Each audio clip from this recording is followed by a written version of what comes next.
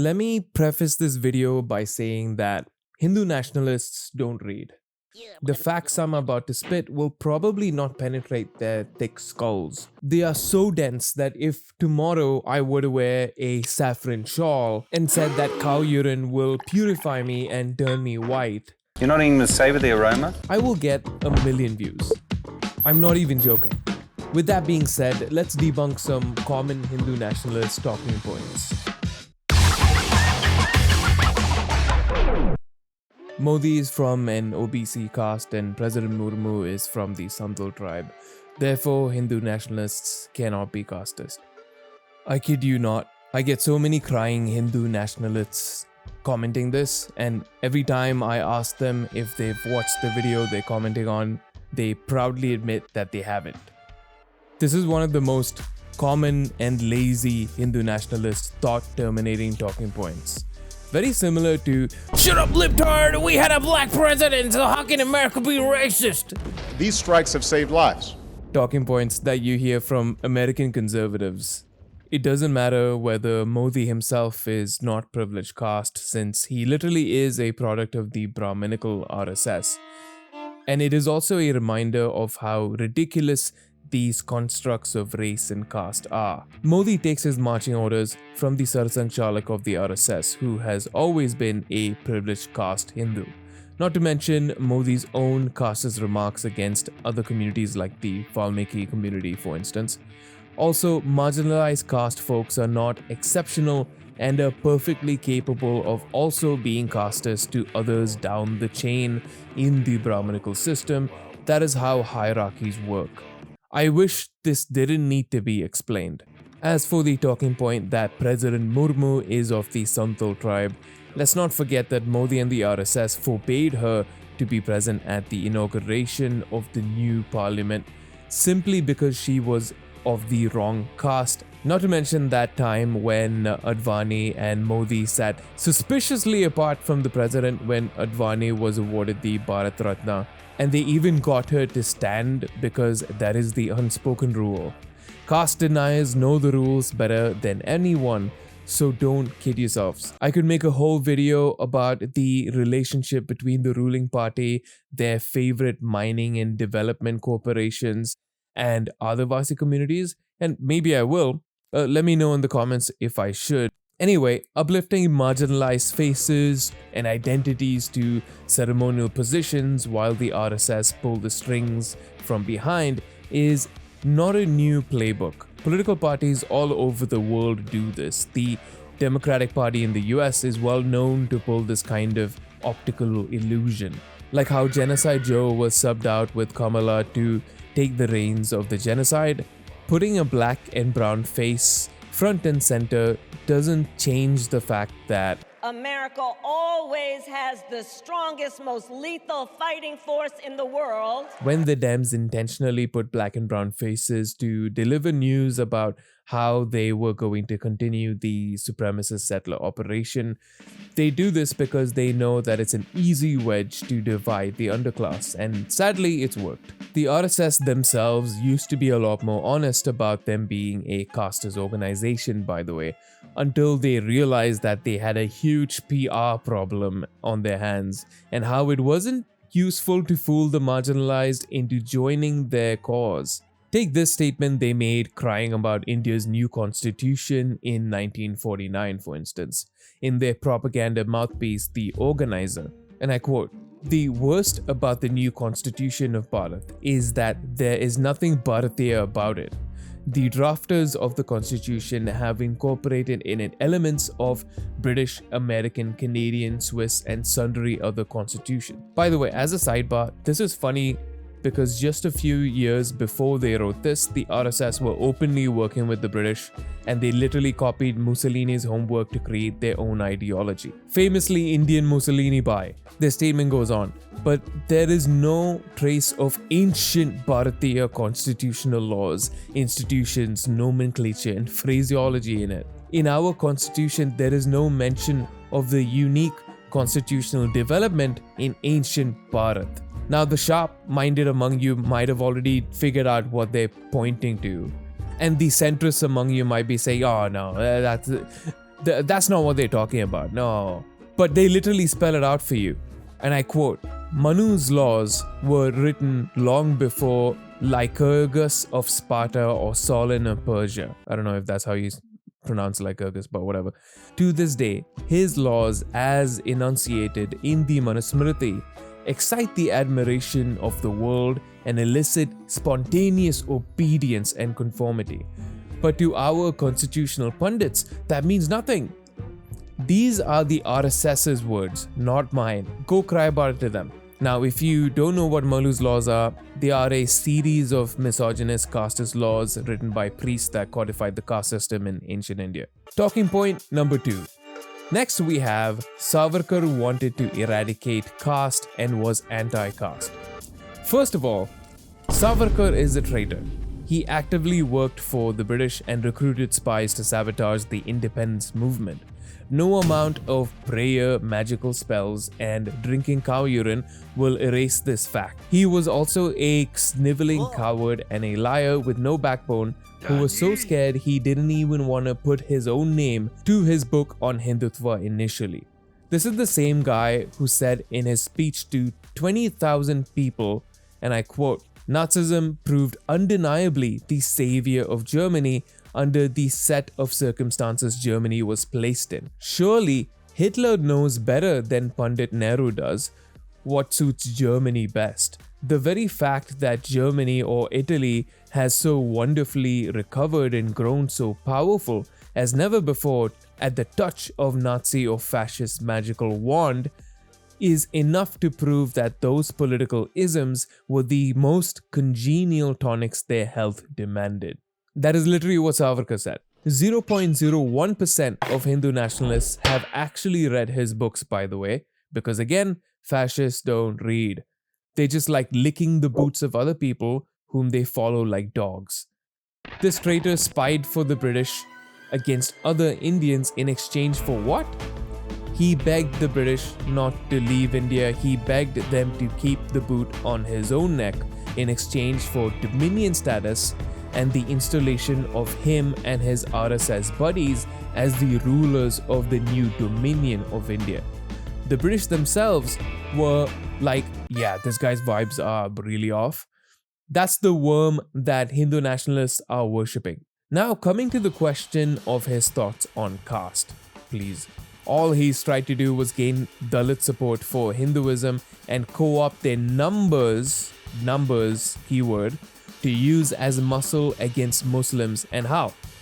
Not by forcing his casteist buddies to allow Dalits into all temples, no, but by performatively building a separate temple for Dalits in Maharashtra. What was that? Oh yeah, separate but equal. Come on. By the way, that temple in question still exists today. It's the Patit Pavan Mandir in Maharashtra. This random uncle on Google reviews puts it perfectly. A spiritual place opened for lower caste people by Swatantra Veer Savarkar.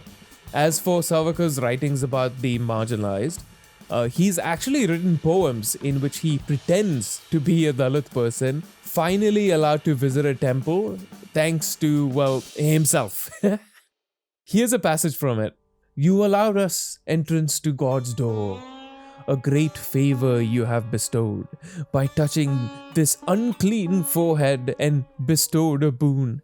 You have sullied your pure hands. You cleansed our impure feet and cleansed our destiny imprinted on our forehead.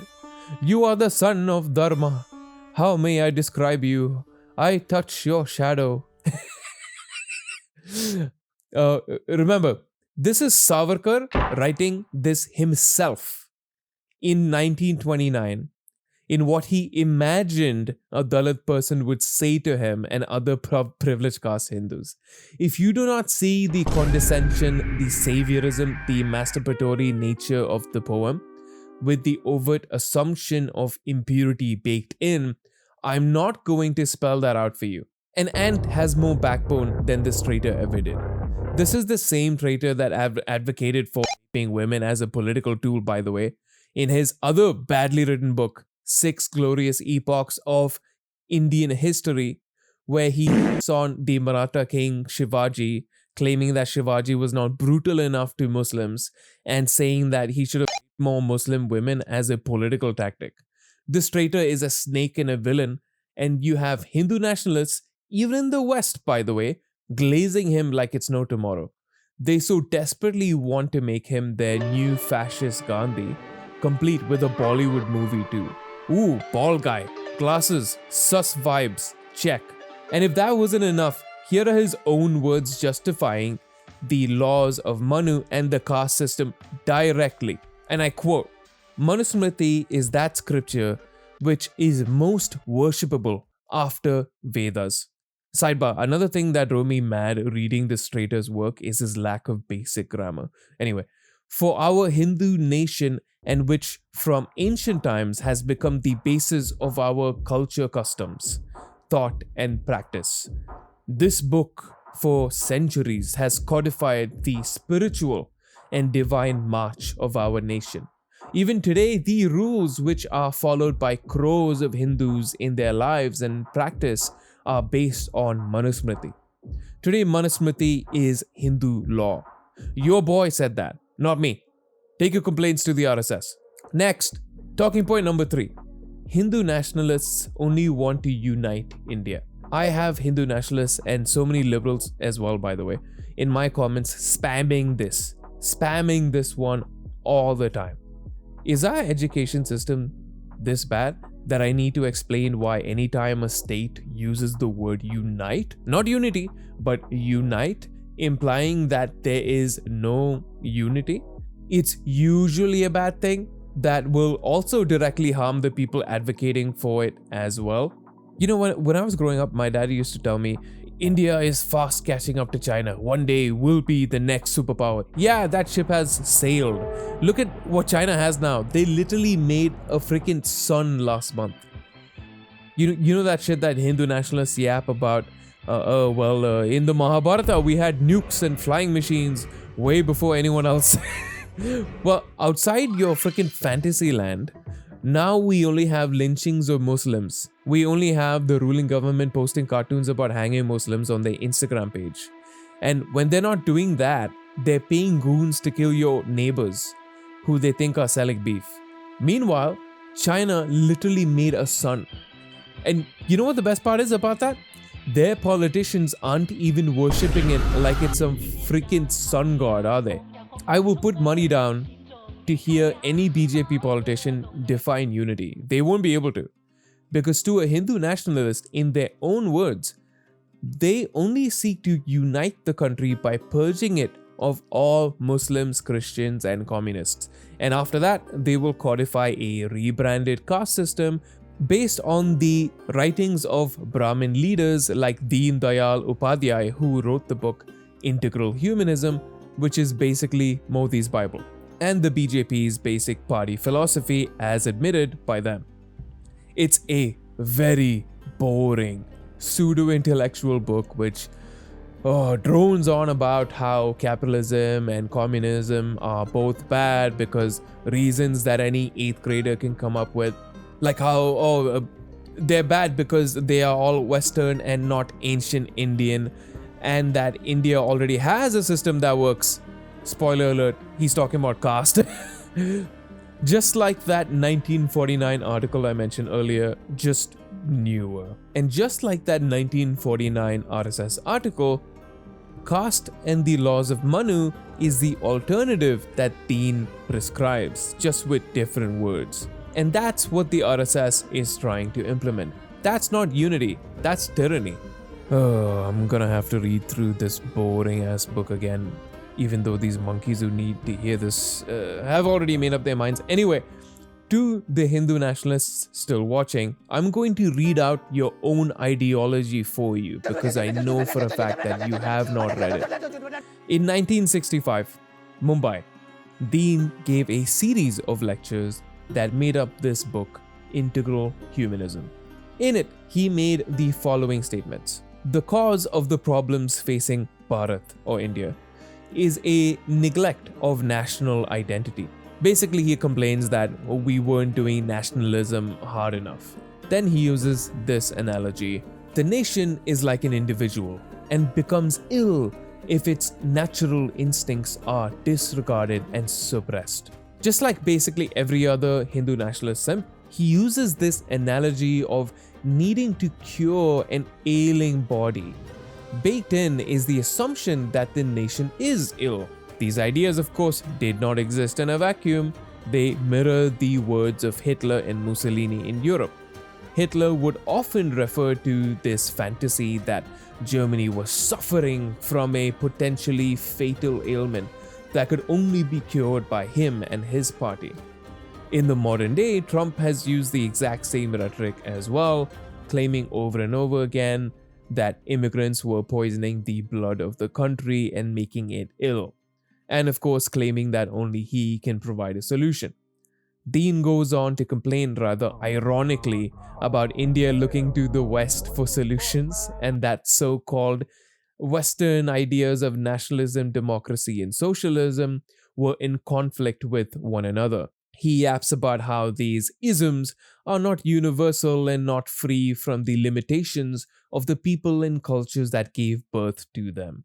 Here you see one of the origins of the word isms, which is common in Hindu nationalist circles to label anything today that isn't the Manusmriti or Vedic in origin.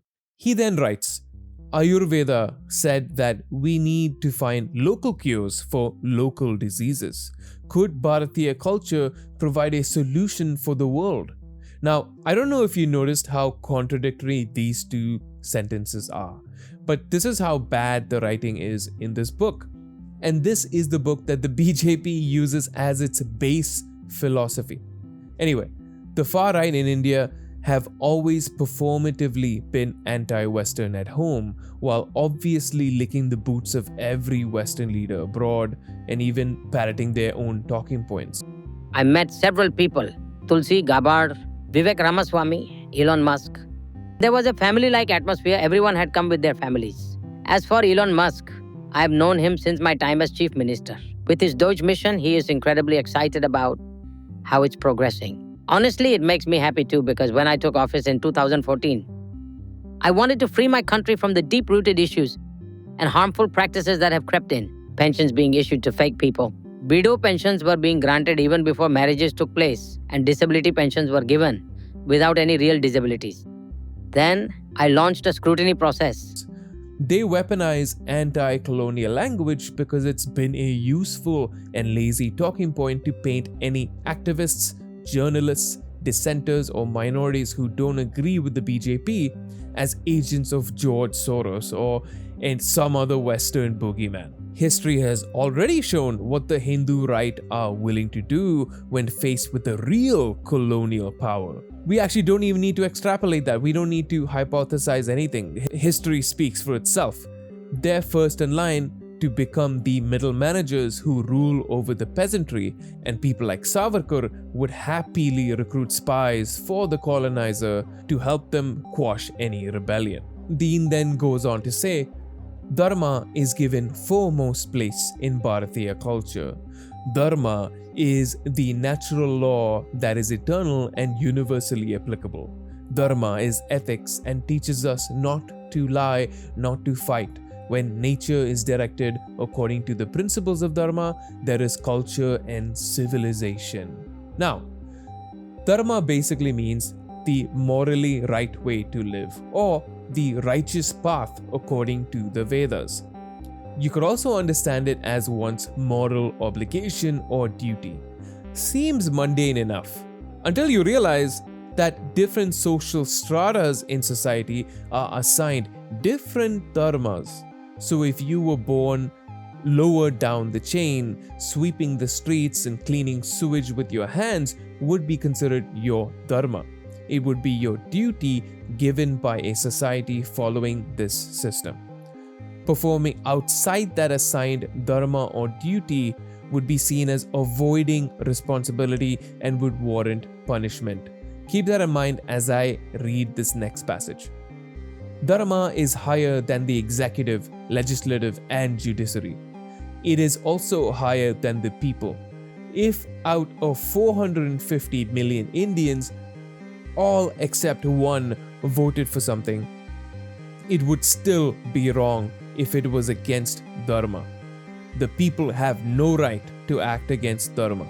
the words secularism and dharmnirpeksh, the Hindi phrase for secularism meaning that which is not dependent on dharma, in the constitution are wrong and bad because dharma is a necessary condition for the state. That which is not based on dharma is unacceptable, and therefore secularism itself was fatally flawed. National unity, there's that word again, unity, is India's dharma. So diversity was problematic. He literally just says diversity is problematic. Interesting how here he separates unity from diversity, reminding us that when Hindu nationalists use the word unity, they mean forced assimilation and the purge of minorities, the killing of indigenous languages to make a homogeneous Hindu state. He goes on, for this reason, India's constitution needs to be changed from federal to unitary, with no legislative powers for the state, only for the center.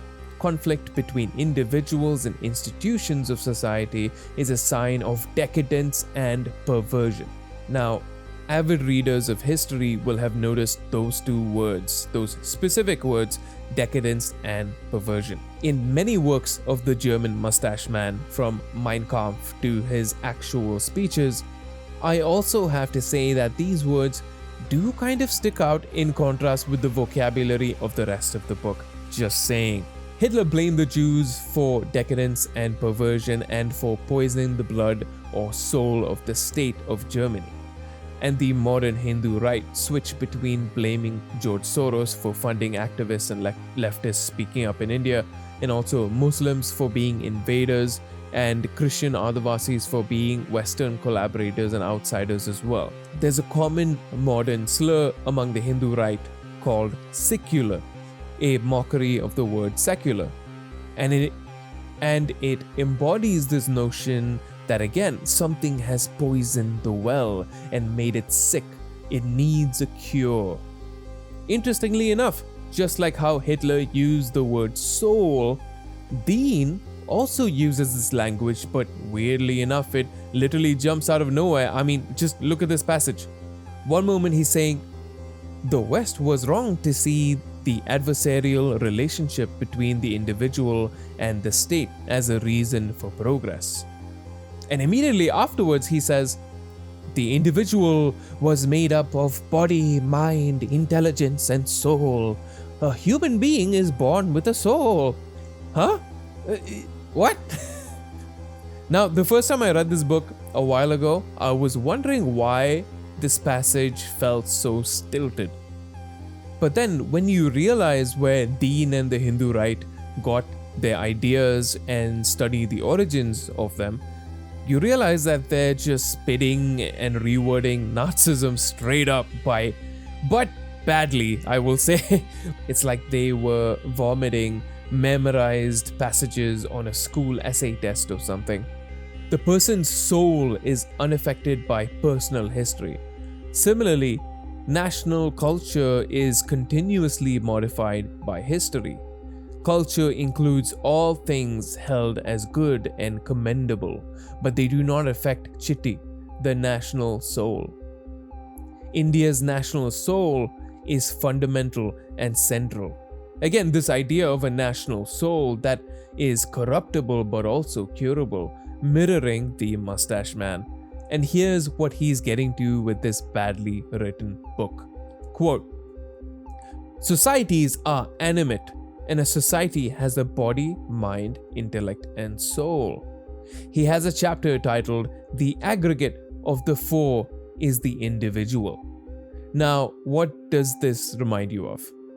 Yes, that is the point of this boring book. It's the Manusmriti. Surprise, surprise.